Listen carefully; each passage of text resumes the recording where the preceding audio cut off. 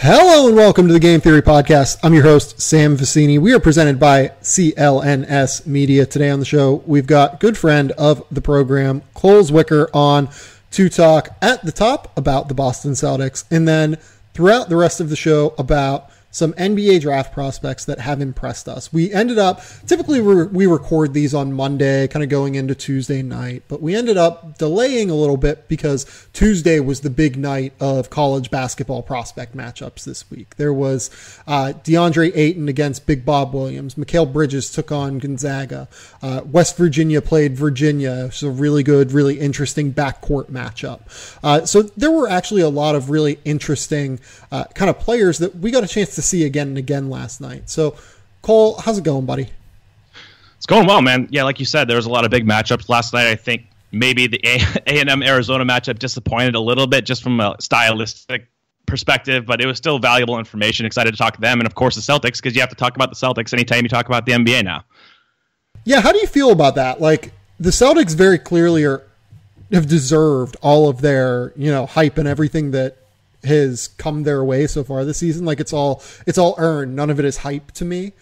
But do you ever get like a little bit overwhelmed by the Celtics talk? Sometimes. I mean, like you noted, I think that was the key part, is that it's been earned. They've been so impressive. They've outperformed expectations. And anytime a team does that to the level that they have with their younger nucleus in the starting lineup, it deserves mentioning. But yeah, sometimes it gets a little overwhelming because, especially when we start getting to the grandiose statements about, upside and ceiling outcome, this guy's already a star caliber player, or is Tatum and Jaylen Brown, are they all-stars? Then it gets a bit much, but overall, they absolutely deserve every second of their coverage. Yeah, I mean, like, anyone talking about Jaylen Brown and Jayson Tatum as all-stars this year, I think is very premature. They're both very good, and I think they're probably both going to make an all-star one day, but not quite there yet. Like, we're closing in, though.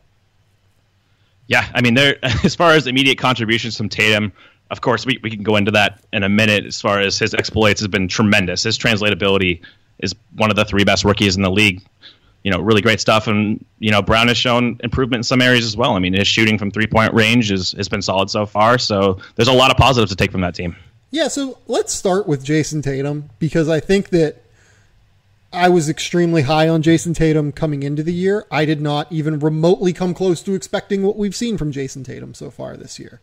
The biggest key to all of this is the jump shot. I cannot believe he's shooting 51% from three on 3 attempts a game. That is unbelievable to me. It's not that I thought he couldn't shoot, and it's not that I was one of those people who were concerned about his shot long term. I wasn't. But I didn't think it was there yet. Whenever he left Duke after his freshman season, you would see highlight tapes during summer league. You would see highlight tapes during the summer of him working with Drew Hanlon and kind of trying to figure out exactly how his jump shot was coming together. But I did not think it would be this together this quickly. What has impressed you about Jayson Tatum's jump shot so far? Well, I mean, just go back to the Hoop Summit and practices during those stints. He was taking one dribble in from the three-point line, like the college three line, and taking shots when everybody else was taking threes.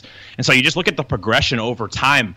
I was somewhat high on his shot long term as far as developing on a catch and shoot three. I thought he'd probably get there in time, even though I had some questions about his technique and his form.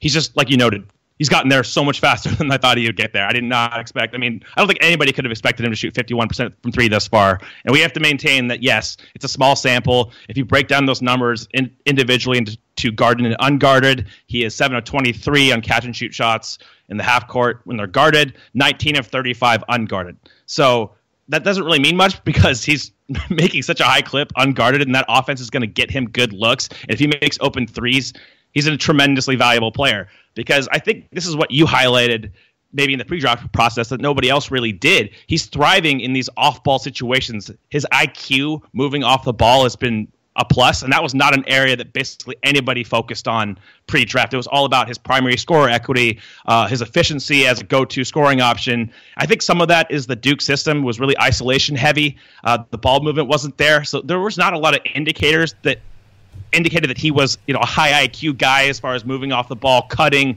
Off-ball defense was only average. His passing was so-so. So he really he's blown me away with his intellect, and that's something that I didn't fixate on in the pre-draft process nearly enough. Well, it wasn't even like it was not evident. It just took so long for him to get there. And I feel like there were some preconceived notions after the first 10 games of what Jayson Tatum was during his time at Duke. And like, for instance, the passing, right? Like, I remember texting with Rob Doster at NBC, like midway through Tatum's freshman year, and saying, this dude makes the worst effing decisions with the basketball I've ever seen in my entire life. Like, he will just like kind of dribble into a crowd and then decide to try and throw like this ridiculous pass to the corner that has no chance of succeeding. Or he'll like chuck it way out of bounds trying to do this spectacular pass. But then as February turned and as March turned, the game slowed down. And he figured out, okay, I can drive here, the defense will collapse this way, and I can kick out that way.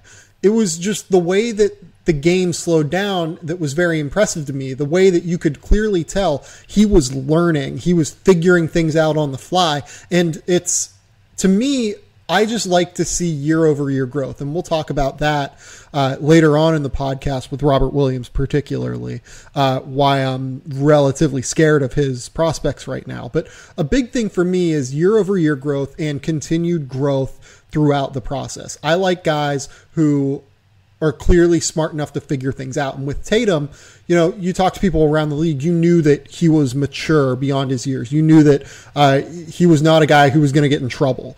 You know, some of the concerns about him were that maybe he's a little too soft in terms of whether or not he'll be able to be a long-term scorer. Does he have the heart to be like this go-to guy that you need in the NBA? I think that stuff's BS, but whatever. Like that was the stuff you would hear about him, though. So you could feel confident. To me, at least, I felt confident that Jayson Tatum was going to get whatever the ceiling was out of his gifts. I thought he was going to get there. Now, there was argument over that ceiling, and I think you made the case that you felt his ceiling was a little bit lower because he's not like a wild, explosive leaper. He's not not a guy that has a crazy amount of shiftiness with the ball in his hands. Would you agree? Yeah, I think that was my issues as a primary scoring type, and that's through the lens that I viewed him. Basically. Exactly.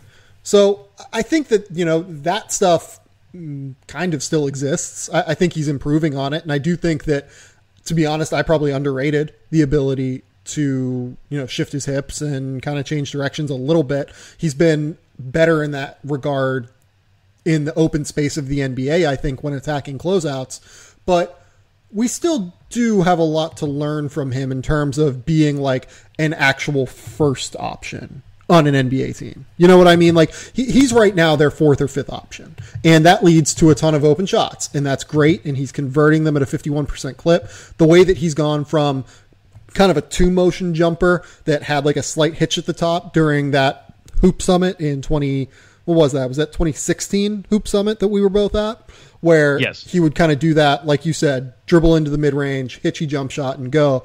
It was very robotic, to a 1-motion jump shot that is a lot more versatile. That's a very impressive growth that I didn't think would come immediately.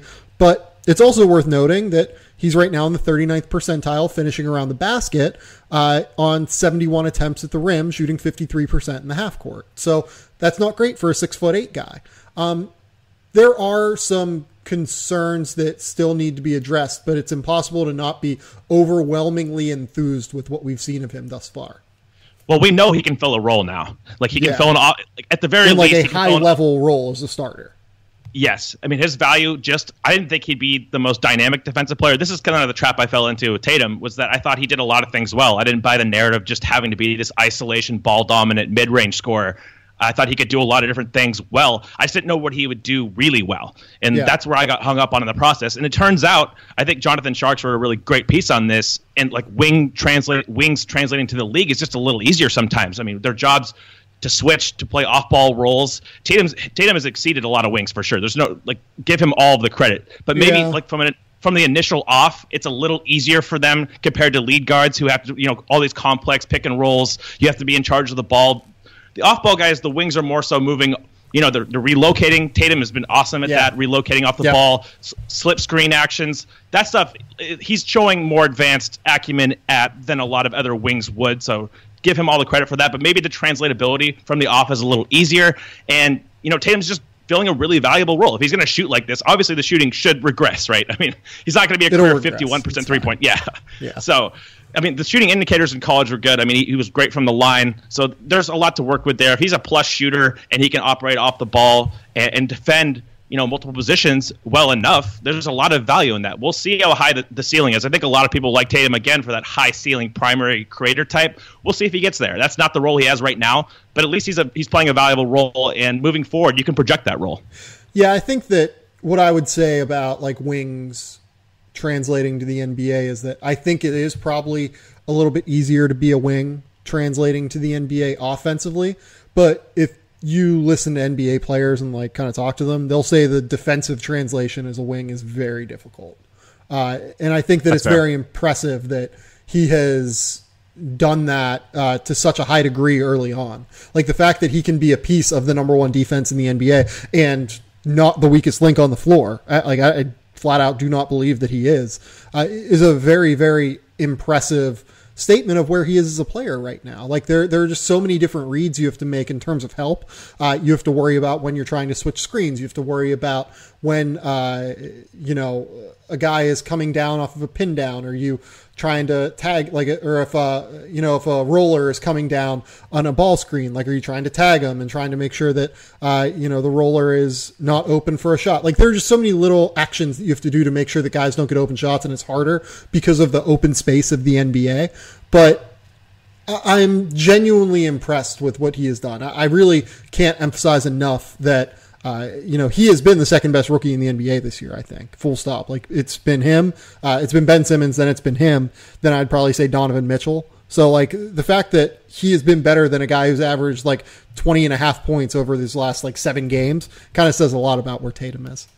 That's entirely fair. And he's doing it, contributing again to a winning team, like one of the most winning teams in the league. So that has to be factored in when you do this analysis. He hasn't been the weak link. I agree about defense for wings. Like the closeout stuff is a lot harder than you think it is, greater range, the balance there. That's tough. I do think it's mitigated some if you switch a lot like Boston does, just because you know your assignments more clearly. Maybe there's not as much confusion, but yeah, total credit for him on that end. He's been much better defensively than I thought he would be. And a lot of that's just effort and high IQ. You can compensate for a lot of, limitations maybe with your hips a little bit with that extra effort. And he's shown that. He gets beat on dribble drives. He recovers. He gets some block shots just purely based on his length and his effort. So there's a lot to be, I think he's been phenomenal. You have to look at it in context too. He's not being guarded mostly by the primary wing defender of the opposing team. And he's not guarding the primary wing scorer for the opposing team. That's usually Jaylen Brown's task. So they'll mix that up. But overall, he's been great.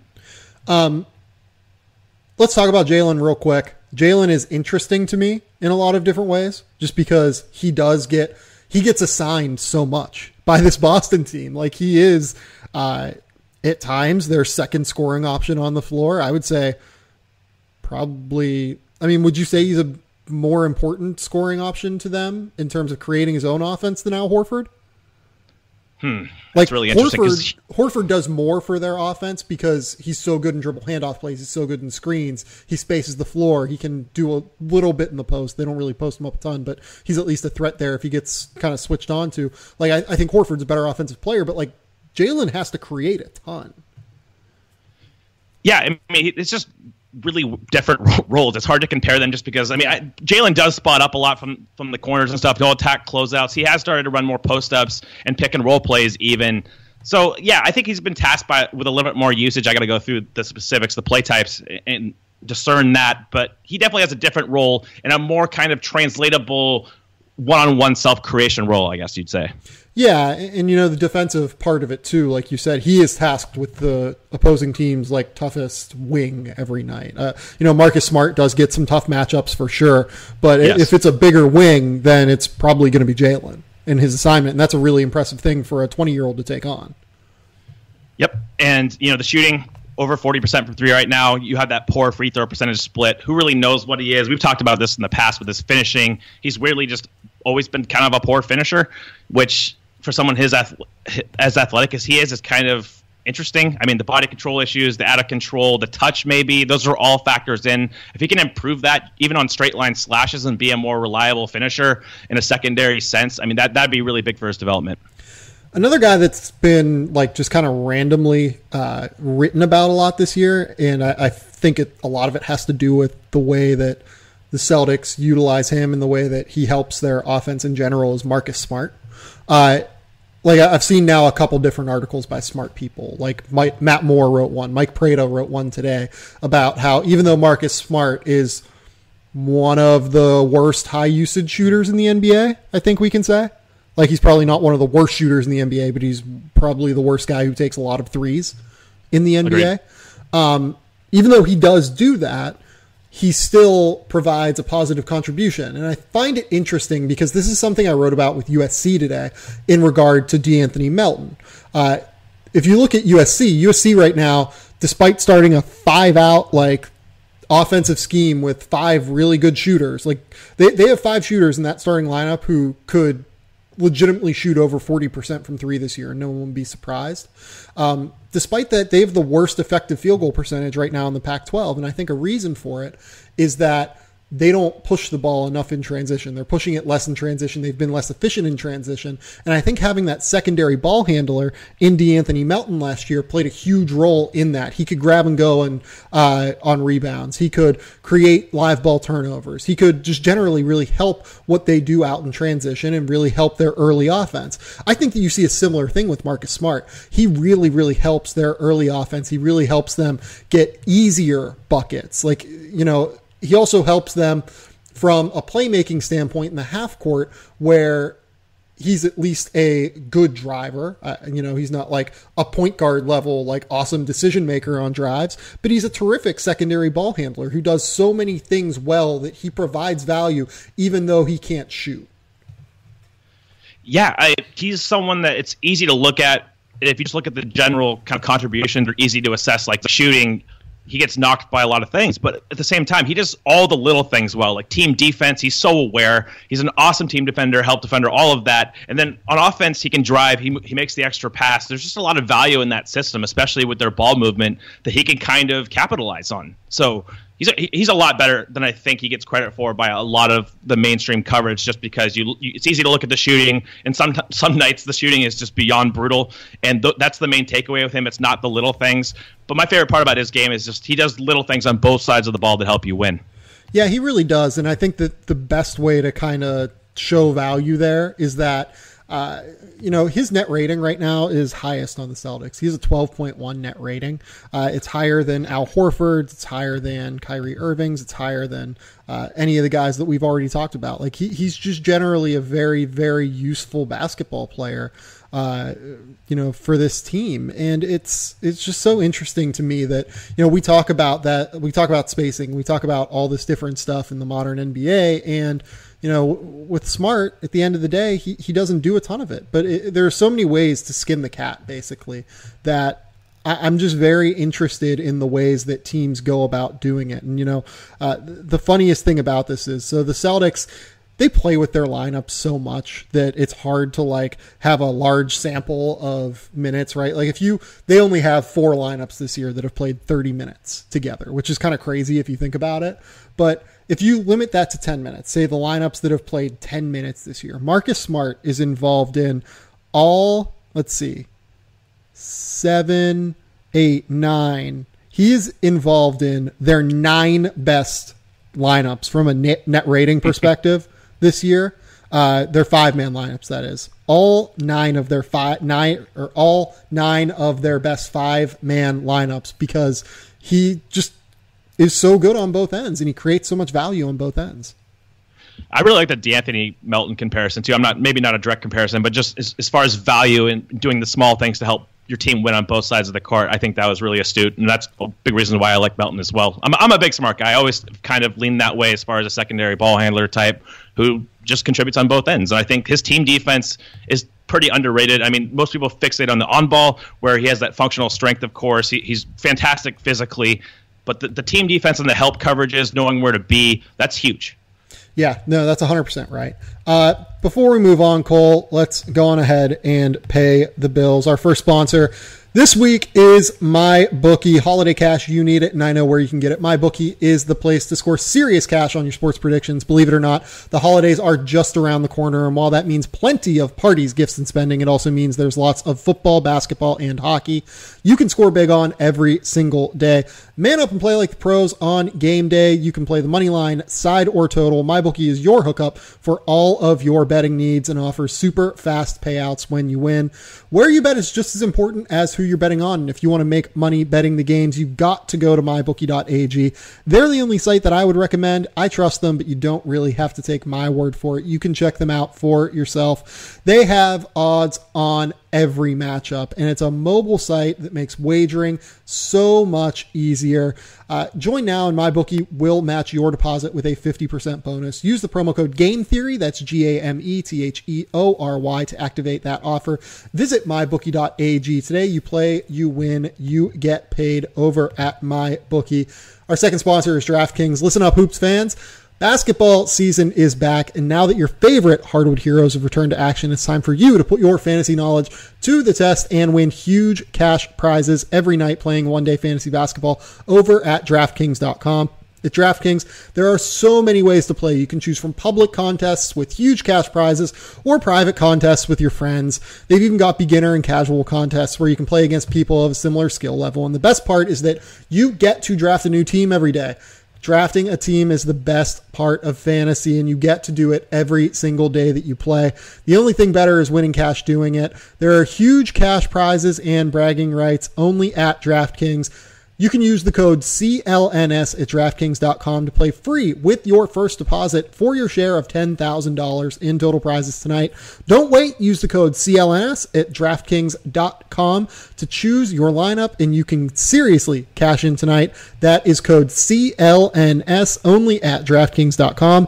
The game inside the game. Cole, let's talk about Mikal Bridges. So you were higher on Bridges coming into the year than I was, I would say. I had him in like the 20 range. I was very skeptical of him becoming a true offensive creator, even on the college level. You watched him last year. He was very robotic. He was very stiff. He had a very high dribble. It was just very hard for me to kind of figure out how he was going to, even be able to attack closeouts on a consistent basis at the college level. And boy, was I just not right. Like, I was just wrong on this. Mikal Bridges set a career high last night. He had 28 points against a really good Gonzaga defense that's very, very mobile. He had that ridiculous pick and roll dunk where he just slammed all over Jakob Larson. I feel so bad for Jakob Larson watching that play. And then he comes down and swats the shit out of Josh Perkins. It was awesome. He also had a few other little interesting plays as a playmaker off the bounce, but I'll let you go on ahead and talk about what has impressed you with Mikal Bridges this year. First and foremost, if you haven't seen this game and you have the opportunity to go back and watch this Gonzaga tape with Bridges, do so, because it's the best you're going to get as far as his translatability so far. He showed the most in it, so it's a must watch as far as if you want to see this guy and his potential ceiling. I think that what you touched on, like last night specifically, the pick and roll stuff, the hesitation dribble with good pace, and he had that, the dunk off one. It was just, you don't really see that from him in that kind of setting. It's not out of pick and roll. Sometimes it's out of closeouts, and he'll finish with great touch, but it's not really that emphatic, I'm going to actually just take this guy to the basket in a pick and roll self-creation setting and do it. He also had like a fluid pull-up, creating space with a crossover. It didn't go in, but that was another thing that I looked at, and that looks somewhat translatable. I don't know. I mean, he had a lot of turnovers. He's had a lot of turnovers this year as far as self-creating when he tries to over-dribble too much. I don't think that's necessarily going to be part of his game moving forward. What I do think is key is the shot diversity off movement. We saw the quick slip three, just immediately relocated to the wing, set his feet quickly. That's been the thing, is he sets his feet so quickly now, and it's a quick release over even contests with good footwork. So that's the part of his game. That's one thing I wanted to ask you about. Do you think his release is quicker this year? It does look like that, but I think some of it is honestly just confidence. I think it is technically a little bit quicker because he doesn't dip the ball down now for the most part. It literally just rises right up, and it looks a little less mechanical, still a little rigid, but it looks good to me, especially off the move. He's shown flashes of that this year, and if he shows any kind of off movement, if he can shoot, coming off a screen and all, that heightens his ceiling so much.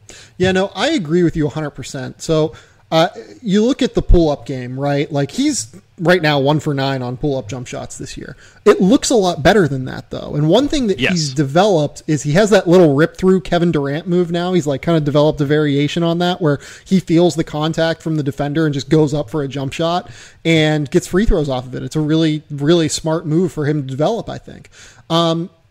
The biggest key with Bridges, obviously, like for people who aren't familiar with him necessarily, this guy is a pure 3-and-D player. And the fact that he can now shoot, like over the last 2 years, I think he's at like 44% from 3 at 6'7" with a 7'2" wingspan, as well as being, I would say, one of the 3 best perimeter defenders in all of college basketball. You look at the way that Villanova will use him at the top of their zone to just bother the shit out of opposing ball handlers and opposing lead guys. Like, he will just generally be a very, very impressive, switchable 3-and-D guy. But the thing that makes these 3-and-D guys transcend the role almost is the ability to create off the bounce. It's where Robert Covington went this year, or from being last year, a guy that was a little bit of a liability when he put the ball on the deck, and a guy that really couldn't do a ton whenever you closed out heavy on him. And the fact that people would close out heavy on him made his 3-point shot falter a little bit. Like, I think he was at like 31% last year. Some of that is obviously just, sometimes guys miss. But I do think that the fact that he had nothing off the dribble really hurt that. This year with Covington, you've seen him rise, I think, like 6 or 7 true shooting percentage points, because that ability to create off the bounce opens up the rest of your game. You have to close out a little bit less heavy-handed defensively. You have to make sure and do your job defensively and help. Otherwise, he's going to kill you. And, with Bridges, it's the same deal. This is why Bridges now, for me, is like a borderline top 10 prospect in this draft class. He's really just kind of unbelievable. Yeah, I look at him in kind of a comparison standpoint, not a precise one, but Danny Green-esque. I think he's a little bit more slender than your bigger Covington combo forwards. What can Danny Green not do? Put the ball on the floor. That guy can't dribble. Like, he's all outside on the arc. He doesn't attack closeouts. He's really smart. He'll move the ball, maybe one dribble pass, but he can't slash like Mikal can. And you look at how that translates. If he can attack a closeout confidently and just compromise the defense that way, you have to close out hard. There's several factors that go into this. It comes down to, first of all, do you believe in the shot? At this point, it's kind of hard not to. Yeah, I mean, the only issue we have left is range, is NBA threes, but I don't think that looks mechanically like a big issue. That's going to open up his driving ability. I don't know about his passing acumen. He makes the extra pass. I think he's a smart player, but I don't know how good his instincts are passing on the move. I don't think he necessarily even needs that. But if you're a team in the top 10, if you're the Sixers, and you already have all your primaries in place, you have Simmons, you have Embiid, you have Fultz, this is the guy you want. You want to build, this is like one of the final pieces in team building where you just plug this guy in, he fits into any roster. If you don't have his usage too high, if he can just fixate on what's made him such a good college player, because he really has been a role player in college, so it's going to be interesting to see how that kind of translates to the next level, because we don't see a lot of those types. Usually, college guys are like the primary or the secondary, at least on their own team, and like a more high usage on ball role. I will say, like, he's kind of doing that right now. Like, he's averaging 19 points a game, and these are numbers that I can give you. So for me, when you look at synergy numbers, there are shots that you create and there are shots that other people create, right? So like the shots that you create tend to be pick and roll ball handlers, isolations, offensive rebounding, I think to an extent you even create, although there's some, a little bit of funkiness to those numbers.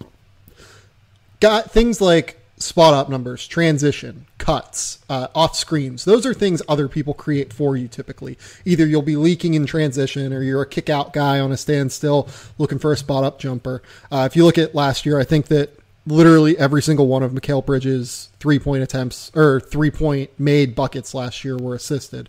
So the number that has impressed me is that if you go back to last year, 75% of his numbers were of his possessions last year came in kind of situations where shots were created for him. Spot ups, transitions, off of cuts, off of screens.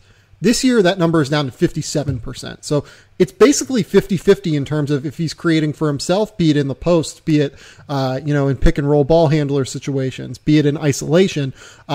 versus spot ups and transition and stuff. So the fact that it's like 50-50 now is a really, really good sign for me. That's actually kind of shocking to me, honestly. I had no idea of the distribution numbers. I figured maybe the post-ups would be a little bit higher because I've seen him do that. I have not seen him run pick and roll that much outside of last night's game. That's the first time where I was kind of popped. About maybe 10% of his possessions this year. That's really impressive. So, I mean, he gets some kind of ceiling comps to Kawhi, which I think is getting a little bit too carried away. But yeah, that's the kind of stuff that would make you profile that to a possibility rather than an impossibility. So I'm going to run through to some of the wings that people talk about here, and I'm going to say, would you right now take Miles Bridges over this guy? Would you take Miles Bridges over, or would you take Mikal Bridges over Miles Bridges? I have him just ahead right now, yes. Okay. I think it would be situational, but I think that more situations I would potentially take Mikal right now. Kevin Knox. Yes. I would probably take Kevin Knox. Bruce Brown. Yes. I would take Mikal Bridges. Lonnie Walker. We're going to talk about Lonnie a little bit more extensively in this podcast, but Lonnie Walker. Right now, I would take Mikal just because I've seen a lot more of him and I feel better about the projection. But I like Lonnie Walker a lot. But right now, I got to go Mikal. I think I agree with you there too. And the last guy is a guy that I know that you absolutely love, Troy Brown. I would take Mikal at this point. I think I would too. So you're talking about legit like a top 10 prospect right now, like a top 12 to 10. If you're low, I would say 12. That's just kind of where he's at right now. He's been really, really impressive this year. Let's go on ahead and talk about last night's big NBA draft prospect matchup. DeAndre Ayton, who for some is the number one player in this class. I think you're there, right, Cole? As far as college class, I still have Porter a little bit ahead. I have Doncic number one overall, but college class, I think I have Porter slightly ahead of Ayton. Okay, so I have DeAndre somewhere in my top three. Robert Williams is a guy that some people are really, really high on. They think that overall he is hindered by the Texas A&M system and that he is a really, really good prospect, that he's like going to be taken top 7 or so, the top half of the lottery. There are other people who think he's more of like a top 20, top 25 prospect. Where do you fall in? Well, before we get to where you fall, what did you think of this matchup last night? I mean, it wasn't a great sample just because, I mean, Ayton didn't get the ball a lot, especially in the second half. Like, their guards just did not give him the ball in post-up situations. They ran a lot of pick and pops for him, but for the most part, he wasn't reaping the rewards of those plays. You only got to see them really match up a couple times that were meaningful. You had that Ayton drop step around him on the baseline finish. Williams made a couple nice help defense plays. I didn't think you could really take that much away from it, though. How do you feel? So I think there was some small stuff to like kind of look at and be impressed with or not be impressed with, right? With Robert Williams, the thing that I think that Robert Williams was bad last night on the offensive end particularly. I think that he did some things defensively that were pretty good, but I was not particularly impressed with what I saw of him last night. Defensively, we can start with the positive. He was really, really good at kind of defending against DeAndre Ayton in the post. He was good at using his length to three-quarter him and be able to not only front him, but stay in position behind him. He was pretty mobile on the perimeter against their, I would say middling backcourt realistically right now for Arizona outside of Alonzo Trier. He was a decent help side protector, help side defender. That was good. He didn't necessarily make the huge difference that he typically makes defensively, but he showed the signs of why people like him defensively. Offensively, he has not developed at all from last year, in my opinion. And you can say that Texas A&M's system holds him back in a significant way because they love to run post-ups for Tyler Davis. They love to, run these little plays off screens for DJ Hogue. And there's just not really a whole lot of place for Robert Williams, particularly when they play him in lineups with Tony Trocha-Morelos and Tyler Davis. And even with DJ Hogue, who in my opinion, his best position in college is as a small ball 4. So like, they're huge, and that limits the space on the floor for Williams. And Williams is going to be a lot better in a scheme where he has space to just kind of pick and dive or, pick and pop because he has a semblance of a jump shot. The problem for me is that he doesn't really seem like all that good of a screen setter right now. And whenever he does get the ball, he just doesn't have great instincts. Like, you just double him, and he doesn't really know where to pass the ball. He doesn't really know where to go with it. It's a little bit frightening right now to me with him on offense. Yeah, I can echo pretty much all of that. The only improvement I've seen in his game is he's just been a more willing passer. I mean, his assist numbers are up, and you can see that on film. He makes some interesting kind of vision, like skip passes at times. I'm not sure if that's better decision-making or not. It just seems like he's passing more. The turnover in the post last night was pretty brutal when they doubled him. That was a noteworthy event. I don't know. His shooting hasn't progressed, but he hasn't really shot. Like, he passed up a wide open. He kind of popped out when Ayton fell asleep on the interior. Williams popped out. Ayton closed out short. Williams had all day to shoot the ball from three, and he just passed up on it. Yeah. So I haven't seen it. I haven't seen the assertiveness and the aggression as a shooter. I want to see more confidence, because that's a huge part to his game. He profiles as like a maybe shooter, definitely not established, but potentially it's in the realm of outcomes, just like a lot of bigs in this class. So it's been kind of disheartening to see the attempts completely fall off from three. The free throw percentage has been poor. And that's kind of the area I was looking for him to improve. I don't really know if he can put the ball on the floor and make a play. He doesn't seem like that kind of guy, but he's gonna be an NBA 5. So if he can shoot and he can dive to the rim and catch lobs, that's valuable. We just have not seen the shooting yet. Yeah, and you know what? Maybe I'm being overly harsh on him, and the analysis I'm about to give is not exactly scientific. Like, we just gave you all of these super cool advanced numbers on Mikal Bridges and all these super cool advanced numbers on Robert Williams, but how many top 10 prospects in this draft class are going to have 4 straight games where they score 4 points? Yeah, it's fair.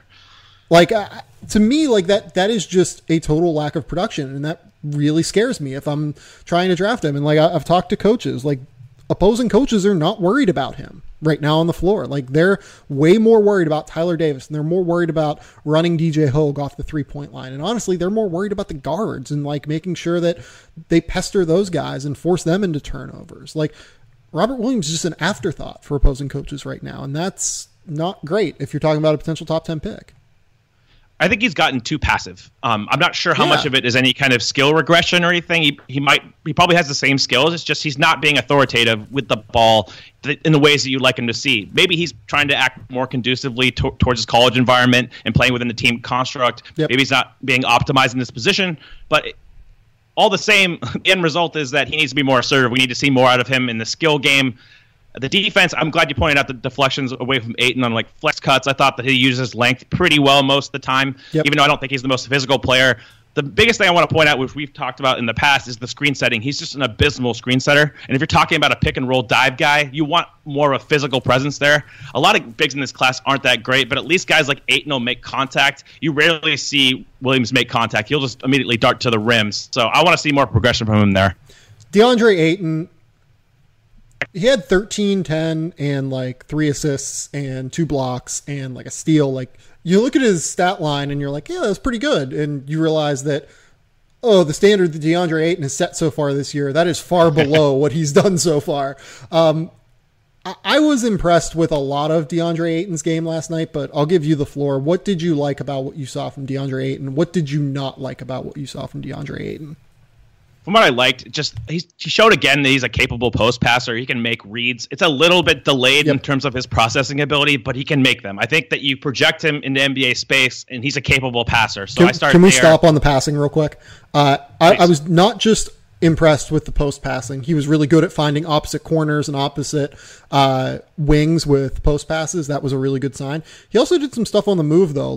There was one play where he sets a screen, he pops out, Barcelo hits him with a little wraparound bounce pass, and then as he's just about to come to a standstill, he makes a whip pass to the other corner and gets, I think Dylan Smith a wide open 3. That was really nice. He had a nice little dump-off post pass to Dusan Ristic that led to a Dusan Ristic floater for an assist. The passing, I think, is the most underrated part of his game right now. He's already a pretty good passer. I agree, and I think that's kind of a microcosm of the whole big class at large. Most of them are capable passers that are also coordinated, and we don't often see that intersection of the two and being able to potentially shoot, pass, and operate as a coordinated floor runner. I mean, Ayton's coordination is through the roof. That one alley-oop he had early in the game where it wasn't a dunk and he just caught it in midair and finished. how many bigs can make that play? Like it's a lot harder than it looks, probably. Yeah, I obviously don't know, but that was a pretty incredible play for me. His body control, his ability to sprint the court, his movement skills again are elite. We already knew that stuff. I think last night, if you want to get into the negatives, I'll let you talk about rotations. We talked about this via text a little bit. It's I don't know, man. It's kind of brutal sometimes. It's a weird deal. So the first thing I want to talk about with DeAndre is, like, we didn't even talk about the UNLV game yet. Like, he played like Brandon McCoy, who is 7'1" himself. McCoy's not a defender. Like, he's never been a good defender throughout his entire progression as a prospect. But Ayton had 28 and 10 in that game and 3 blocks and just generally dominated him.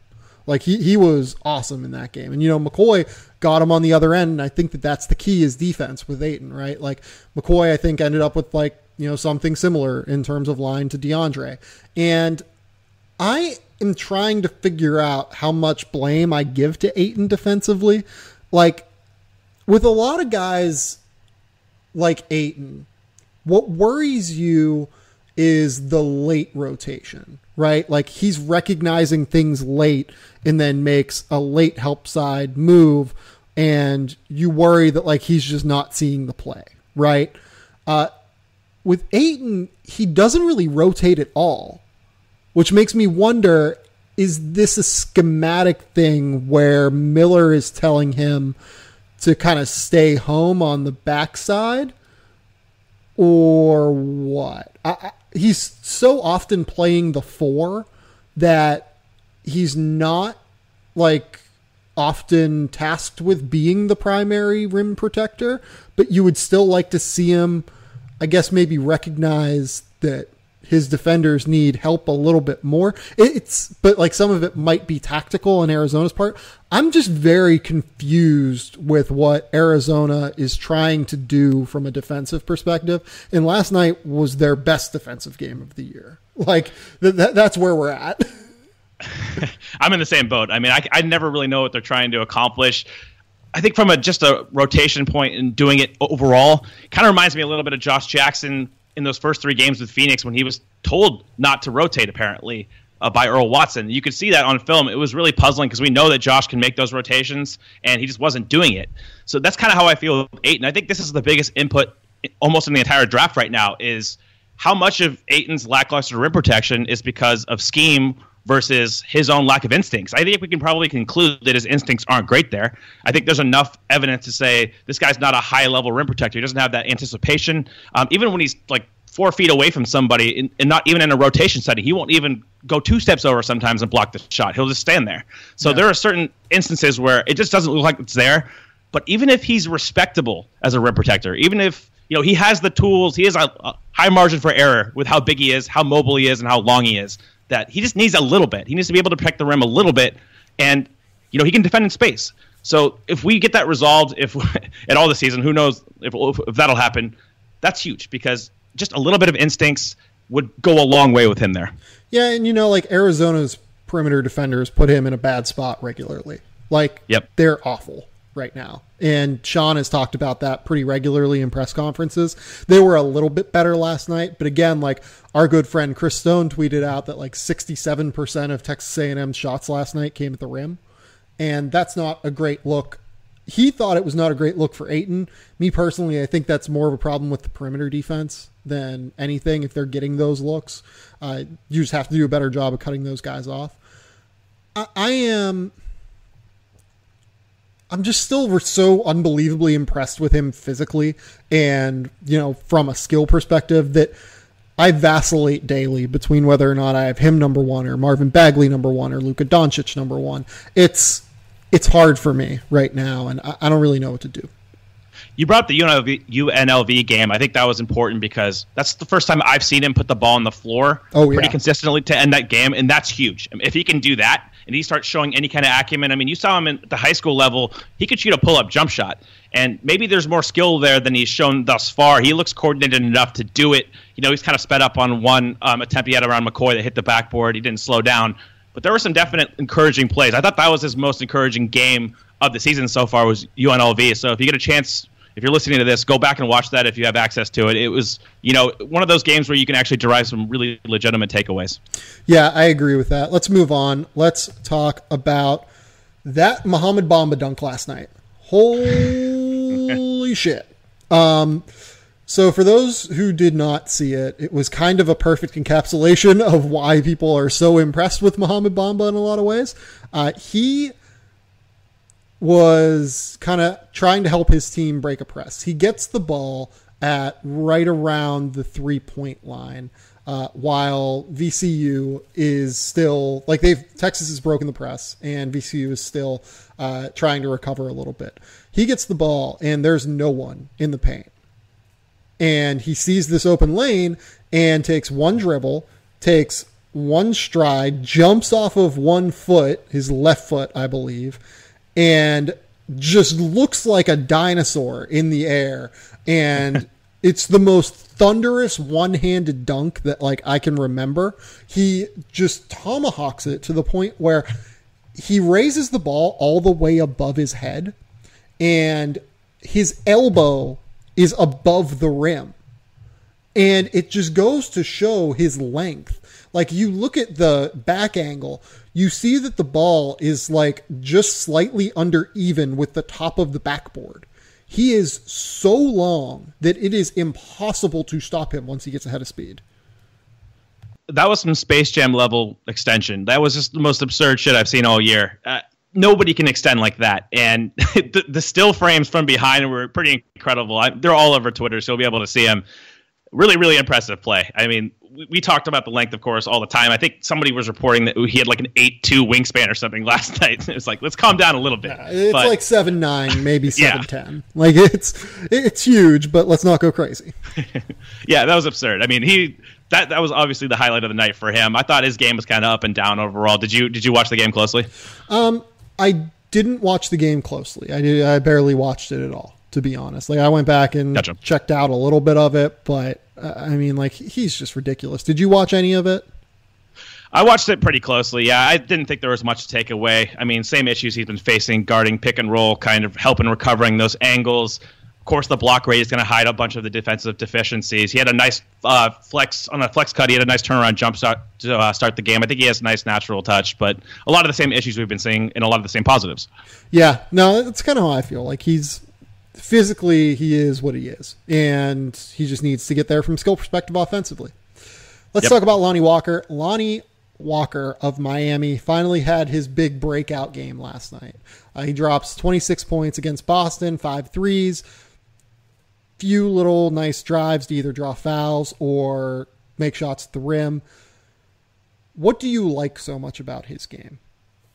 I like his release. I think it's really compact. Yeah, he looked really comfortable shooting even deep range threes. He had a couple pull-ups where guys were sagging off and he was screw it, I'm pulling up, and nothing but net. So I was really impressed by that. I mean, you didn't get to see too much diversity in his game. He had a couple nice dribble drives. I don't know about his level of explosiveness. I think it's pretty good. He looked like he had really good body control. I know he's known as a good finisher, has some ambidexterity. Haven't seen too much of that yet. It was just really good to see him in a bigger role. Bruce Brown was obviously out, so Lonnie had more offensive usage. He's usually just a spot-up guy. He disappears a lot within the scheme of the offense. So last night you got to, I don't know about the handle. That's another thing as I look at him. He's capable. He's definitely more than a straight line guy, but the ball kind of slows him down a little bit still.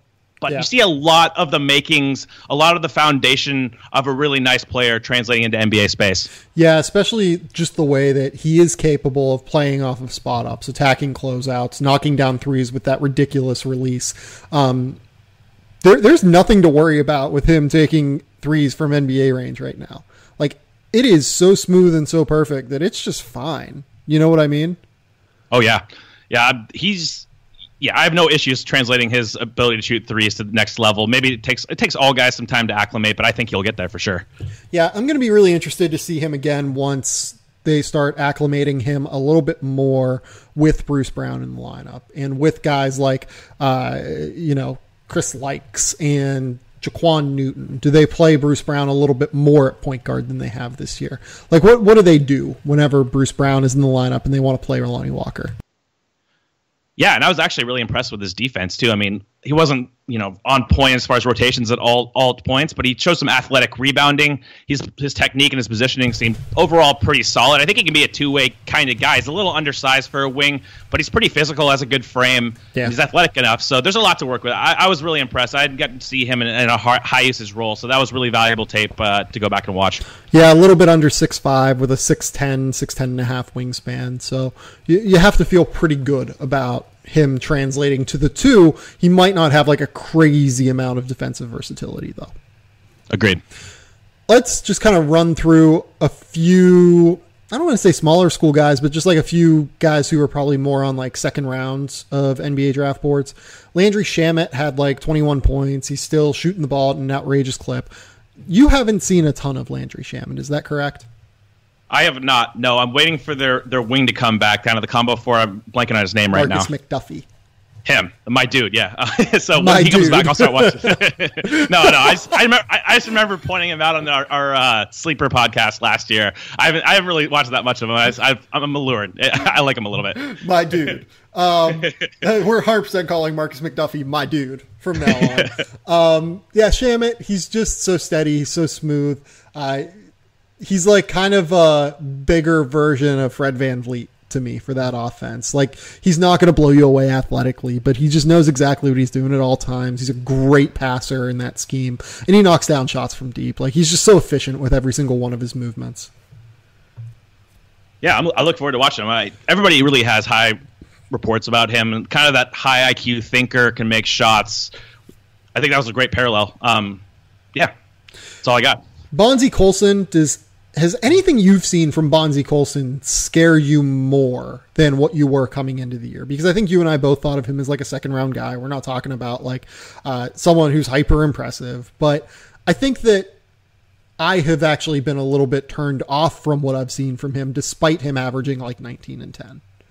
Well, it was tough because I watched the game against Jaren Jackson, who just erased all of his space for the most part, and he still produced in that game. I was kind of impressed because, he got the steals, he got the blocks, he showed his anticipation defensively, and he makes really difficult shots. He made a lot of like post turnarounds that were contested fadeaways, so that was, I guess, encouraging to see. It was just a little bit more discouraging based on if you actually translate him to a bigger front court in the NBA, guys with actual length. I thought that Jaren Jackson gave him a lot of problems, understandably so, because Jackson's really good defensively.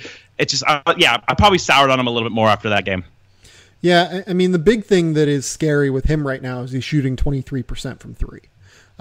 He needs to be a guy that can shoot like 36, 37% from three. He made 43% last year on limited attempts, but he needs to be like an actual shooter from three, I think. 100%. Yeah, I had no idea he was shooting that low. I was referring to his acumen last year. So if he's going to shoot that, that's a bit more concerning because that's definitely an input that he needs to bring. Well, it's not even like you were talking more about like his post shots. You know what I mean? Oh, yeah. Like he does make tough shots inside the lane, but it's just hard when you're 6'5". I know he has long arms, but like it's hard when you're a 5 and you're 6'5". Yeah, you're not really projecting him to make that shot. That's not why you'd be interested. It's more about the three-point shooting. Maybe in a pinch he can give you that, but you're not going into the NBA draft thinking, I want him taking these tough mid-range turnarounds. Jevon Carter last night was awesome against Virginia. The Virginia-West Virginia game was of particular interest this year because Virginia was undefeated going in. West Virginia 7-1, hadn't really played anyone of crazy note. I mean, they played Missouri in the Advocare, but it wasn't like a hyper impressive field down there due to the PK80. Virginia has a really, really good group of guards. They have Kyle Guy, they have Ty Jerome, they have Dante Hall. I like DeAndre Hunter as like kind of a combo forward. Nigel Johnson is a good backup college guard. Their backcourt is awesome. And Jevon Carter just fucking erased them. Like, he had 23 points, 10 rebounds, 7 assists, 3 turnovers, like 6 of 12 from the field, 9 of 10 from the line. Everything about that game from Jevon Carter is why the scouts who like him love him.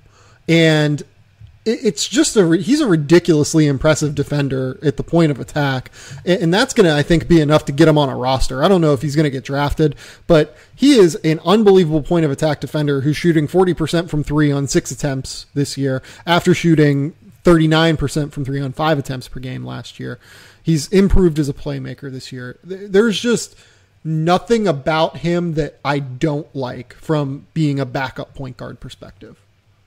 I'm a really big fan. I watched the Missouri game, and just his on-ball defense, his hustle, his quickness, his tenacity, fast hands, like, point of attack defense. I think he profiles as one of the better ones in this class. Always gets steals, has great anticipation. I like his frame a lot, too. So there's a lot to work with in that capacity. I actually like his shooting mechanics quite a bit. I think that they look like they're going to translate. He shoots a little bit off motion, can do a little bit off the dribble as well. I don't think he profiles any kind of high-level creator, of course, but if he can just make a spot three, if he can make an occasional secondary pick and roll, and then maybe even come off screens, that's huge. So I'm a big fan. I have him, I think, 40 right now. I have him firmly in the second round. I haven't seen probably as much as a lot of people have. I probably watched a game and a half or so, but he's really blown me away. Yeah, I would also agree with you. I would have him in the 40 range. He's a guy like Monte Morris and Frank Mason, both of whom I was considerably higher on last year than the general public. Looks like I've gone 1 for 2 on that so far. Frank Mason has been awesome for Sacramento. He's probably not been quite as good as De'Aaron Fox, but they've been pretty close so far this year. Obviously, Frank is 3 years older than De'Aaron, doesn't have the natural tools, but he gets by with just being an awesome shot maker and being tough as hell, and that's kind of what Jevon Carter is. Yeah, and I hope he goes to a team that has, if he goes to the Bucks where you have your wing initiator like Giannis, that's the kind of system you want to play him in, is kind of a secondary ball handler, guard point of attack, but not have your offense run through him, have your offense run through a bigger kind of wing type. I think that would really be conducive to his skill set. The last guy I kind of want to mention just along these lines is, a second-round pick who's been pretty good so far this year.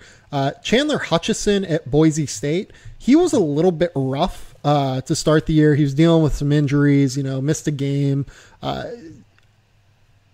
If you look at his numbers, they aren't as good as what you would think because the, kind of in and out nature of him has kind of drug them down. He played 8 minutes in one game, played 17 in another game. He just hasn't played a crazy amount of minutes yet. But over his last 2 games, he's looked very, very healthy and has looked ridiculously good. So the first game was against Oregon when the Broncos broke their 46-game home win streak with that ridiculous half-court shot from Lexus Williams. He goes for 20 and 10 in that game and was really, really good. And then in the most recent game against Portland, he goes for 23 points, 10 rebounds, 10 assists. They beat Portland because Portland is just not good at all this year. And he also turns it over 8 times. So he almost had a quadruple double, but he is a very interesting guy, 6'7", 7-foot wingspan, kind of a 3 who can knock down, hopefully 3-pointers. And as long as he shows that he can keep shooting well, like he did last year, he's an awesome kid. He's a guy who's going to be happy to slide into a role in an NBA scheme. I would not be shocked to see him get some first round looks. Where do you have him ranked right now? I had him ranked in the top 40 coming into the year. I'm basically right around that spot still. I don't have him as a first rounder right now, but I am impressed over the last 2 games with what I've seen of him. He's trying to create a little bit more with the ball in his hands even than what we've seen over the course of his career so far. I've been really just impressed so far over those 2 games. Yeah, he's on my to-do list. I got to get to some tape on him. The last guy we want to talk about is a guy I wrote about on Monday over at The Athletic, Killian Tillie. I kind of have been floating this idea to you and to Rob Doster, and I floated it online last night. I kind of am starting to wonder if I would rather have Killian Tillie than Wendell Carter, which sounds like a crazy statement, and it sounds like I'm hot taking, but Killian Tillie is really good. He had against Creighton, which runs a 5-out, really modern system. He had the most impressive defensive game I've seen from a single prospect all season so far this year. It was unbelievable watching him close out in space and help and, tag rollers. And he's just in the right spot so consistently and can actually cut off penetration from point guards, guys like Kyrie Thomas, who are NBA level athletes. He's a really, really, really impressive level prospect at 6'10", 225 pounds, still really, really growing. That Creighton game is really impressive. That's kind of the game that put him on my radar as a legitimate top 25 guy. I think he's a first-round pick if he comes out. He's shown, I think you encapsulated it best. He's in the right place at the right time defensively. He just knows where to be. He plays high defending the perimeter, but he still moves pretty well. I don't see a lot of guys that have those kind of movement skills that, are more high in their stance. But he stays in front of guys for the most part. I don't think he's going to be any kind of like dynamic switch defender. Maybe he can do that in a pinch. But if you pair that with the team defense, I didn't give him enough credit for his defense coming into the year. I'll say that right now. And the offense, he shows flashes. I mean, he's a proficient shooter off the catch. He has that floating touch or touch on floaters, which profiles well to his overall shot-making ability. He can grab and go, makes decisions on the move. So there's a lot to work with there. I think that he is right now a top 21, top 20 guy for me. I'm not going to go as high as to say I'd take him over Wendell Carter, but I get the point you're trying to make with this. He's been someone who hasn't gotten probably the recognition he's deserved to start the season. So here's going to be why I make that crazy statement, right? And I'm probably even a little bit lower on Tillie than you are right now. Like I have him like 25, 26, 27, something like that. And to be honest, I probably would have Wendell Carter a little bit higher than that. Like I think I would have Carter at like 20 right now. So like even I like half believe this half-cocked cockamamie idea that I just threw out there. But here is the case for it. He is a better shooter. I think that, he's just a more developed shooter right now.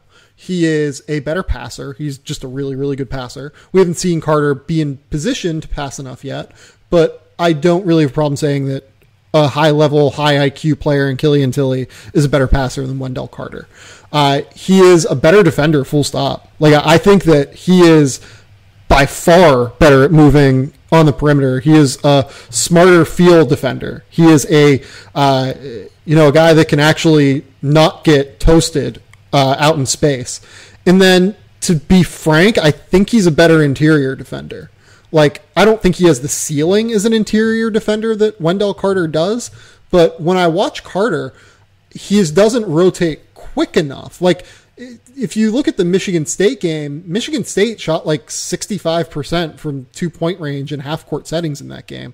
And they played zone the entire game with Wendell Carter being like the guy who was charged with trying to shut them down at the rim. With Tillie, that Gonzaga coaching staff is so good at teaching the principle of verticality that he gets bullied sometimes just by being skinny and not being like awesome, but he has, or like just not being in, peak physical condition yet. I'm sure he will get there at some point, but like, he's just not there yet. He's awesome at just using his length and making it tough on guys to shoot while still jumping. And his second and third jumper also really quick. He's a tremendous athlete for, what I think he gets credit for as like this white French kid. He's actually a really, really fluid athlete, I think. Yeah, I mean, he gets run through at the rim with that lack of size. Is he going to be able to be a standstill rim protector? I think he's much better as a weak side guy rotating over. The Carter point was valid. I think I'm a little higher on his rotation ability. I think what really plagues him is that guys just go right over the top of him. Like, he can hold his position better than Tillie, but you can just explode rather than through a guy like Tillie. You just explode over the top of Carter. He just doesn't have the pop. Yeah. He doesn't have the length. So he's not that much of a turn. I agree. I think his rim protection is pretty substandard. So I get your thought process. Tillie, I want to see a little bit more offensively. He has some turnover issues. We saw that in the first half last night against Villanova. He kind of presses a little bit. We'll see. But there are definitely skills to work with. I think him and Jonte Porter are the two kind of underrated bigs in this class that I like a lot more than consensus. Yeah, you're a little bit higher on Jonte than I am. I'll say that. Cole, I think that's about all I got. Do you have anything else you wanted to chat about? No, I think that's good. I was going to point out Tillie if we didn't get to him, but that's that. Yeah, it covers everything. Well, we made sure to only keep it to an hour this week, so I feel like we've done a good job. That's improvement. I mean, we've started at 2 hours down to an hour and a half, hour 15, now an hour. So yeah, you're welcome. We're just rolling right along, folks. Cole, tell the people where they can find your work. As usual, at the Stepien, we'll try to have new content out on a daily basis. I'm coming out with a Trae Young profile tomorrow, as well as a Jonte Porter profile. So check that out and continue to tune into this podcast where we do a weekly stint on all college guys and hopefully continue to mix in NBA. I'm going to be interested to read that Jonte file because I am not quite as in on him as you are. Not to say that he's like a bad player or anything, but I like we talked about Wendell Carter being a worrisome athlete, and I think Wendell might be a better athlete. Oh, I think he is a better athlete. Yeah. So on my end, please subscribe to The Athletic. Please keep me employed over there. Trying to think, we'll be back later this week at some point. I have a guest I've been trying to get on. It's a friend of mine. Really great dude. Just haven't been able to kind of run him down just because he's been so busy kind of covering the team that he covers recently. So I'm going to see if I can get him on at some point. If not, I'll be back on like Friday or Saturday, just like we did with Derek Bodner this weekend. Until then, though, yeah, I'll have NBA draft stuff on Mikal Bridges, on DeAndre Ayton, on a couple of other players tomorrow. But until next time, we'll talk soon. Bye.